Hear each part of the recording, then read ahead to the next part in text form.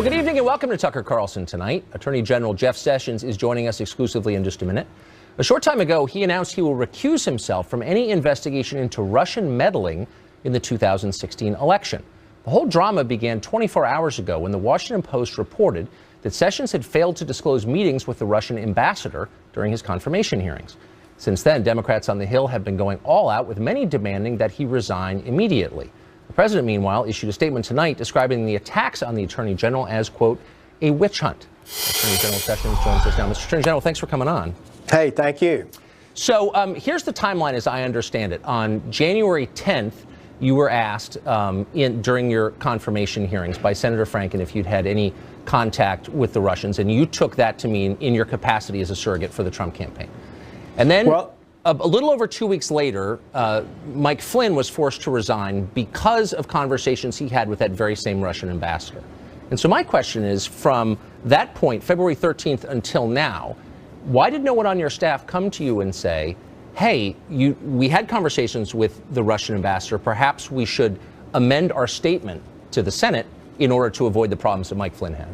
Well, Tucker, the question that came to me was from Senator Franken, and he went into a great length saying that that day some new story had come out and said that various Trump surrogates were meeting continually with Russian officials as part of the campaign.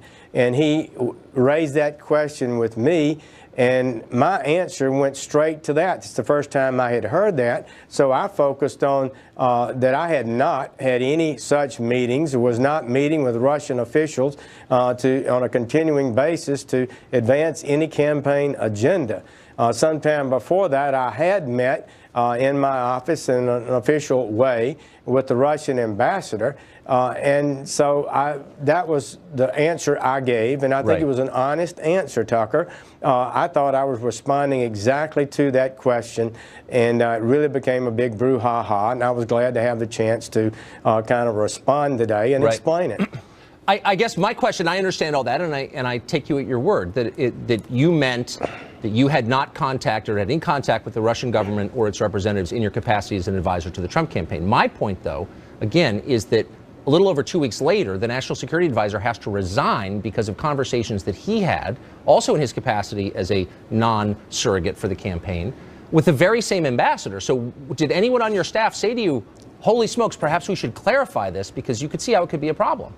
No, I never gave that a thought, never considered it. I don't believe anyone ever mentioned that to me in quite different circumstances to me, Tucker, unrelated.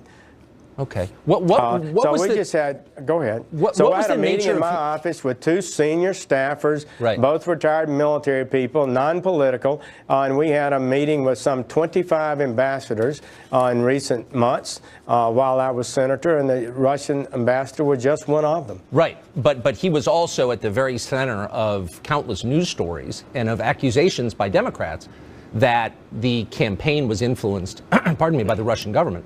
So it just seems like a red flag might have arisen. What was the nature of your conversations? You had said, I think earlier, that they did not pertain to the campaign. And yet there was an indication today from an administration official that there was conversation about the campaign. If you could clarify. I don't know what that would be referring to, but I would just say that we had a conversation that he came in and we talked about a number of issues. One of them was the Ukraine, and we had a disagreement over that. The Ukrainian ambassador had been into my office for a meeting the day before, and so we had a little disagreement over the Ukrainian issue, so we had a number of discussions like that, Tucker, but I don't recall any discussion of the campaign in any significant way. It was in no way some sort of coordinating of an effort or doing anything improper, and I don't believe anybody that was in that meeting would have seen or believed I said one thing that was improper or unwise. And it was really a sad thing to be attacked like that, but I think we've explained it, and we intend to move forward. According to news reports, you met twice with the Russian ambassador in person, Ambassador Kislyak, and had one phone conversation with him. Is that the extent of your contact with him, those three? events? I don't remember whether I had a phone call conversation with him or not. I spoke at the Republican convention at a conference with some 50 ambassadors. After I spoke, I walked down from the podium and mingled with a number of people, and we met at that occasion and had a chat. Otherwise, and I left shortly thereafter. So that's the only two times that I recall having met him. Perhaps I have. I'm on the Armed Services Committee, and sometimes you meet people like that, but I don't recall having met anyone, met him any other time. Why did you recuse yourself from this? I mean, I understand your position is none of these conversations had anything to do with the campaign or your capacity as an advisor of the campaign, but you've recused yourself. Why?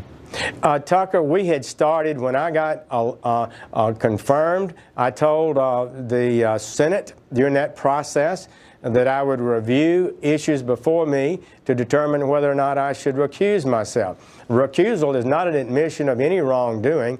It's simply that whether or not you can be perceived as fairly deciding a case or evaluating a case.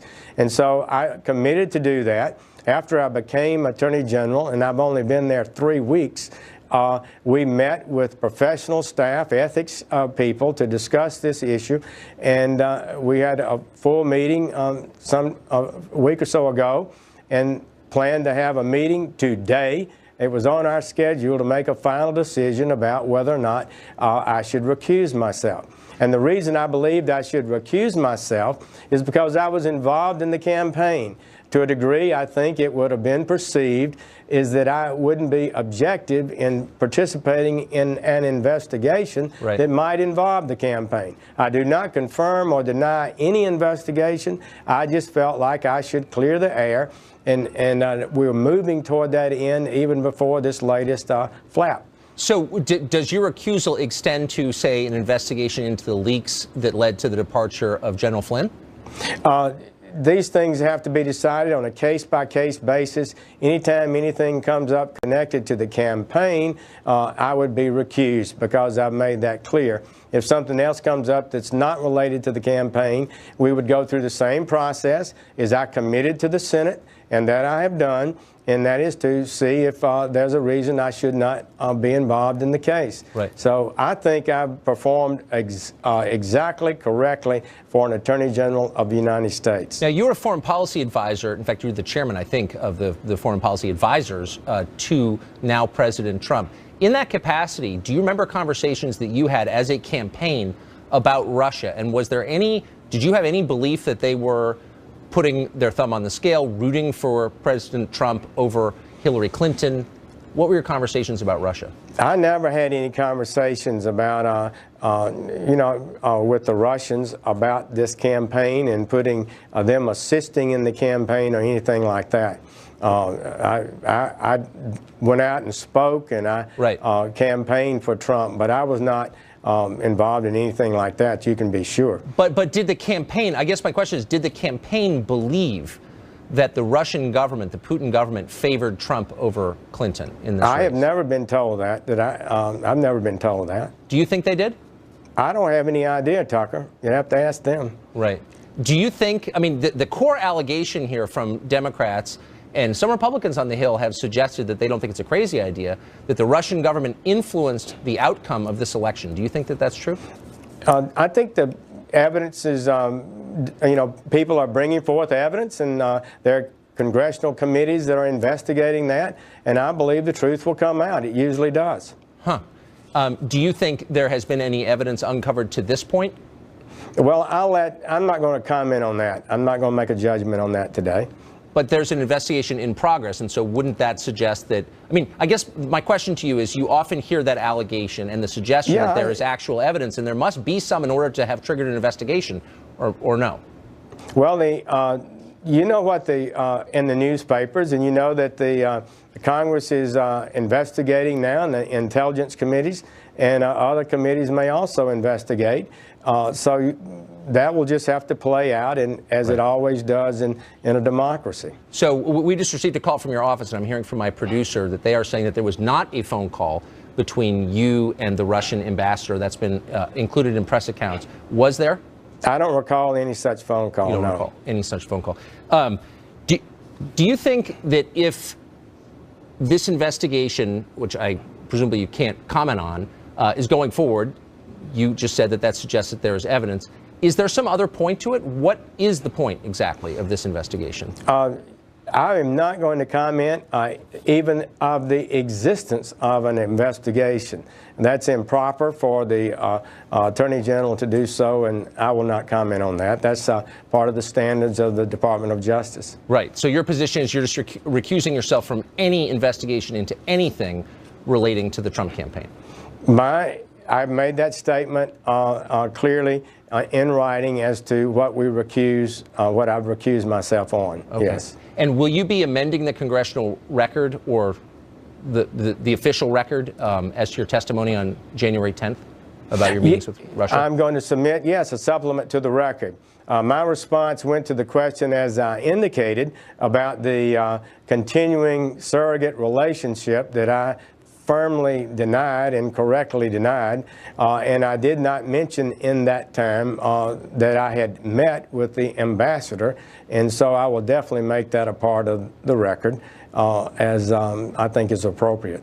So my final question is, why do you think the Russian ambassador wanted to meet with you a couple of times? What was their objective? I didn't have a meet with him a couple of times, Tucker. I met with him after I spoke, and we chatted on the floor of this meeting, and then he called to meet with me. I literally met with 25 ambassadors during this period of time, and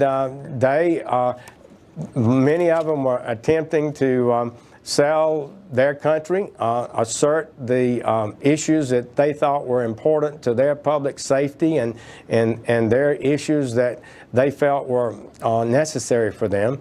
And I just listened, frankly. Very little occurred in those meetings, but I kind of enjoyed them. It was a good experience. Well, I don't think it implicates you to describe what their agenda is, but it is of interest to everybody else. I mean, they clearly went out of their way to talk not just to you, but to other members of the Senate and to General Flynn, et cetera. I mean, but they were clearly trying to sell their position on something. And what was your impression about what their objective was? Like, what was the issue that mattered most to them?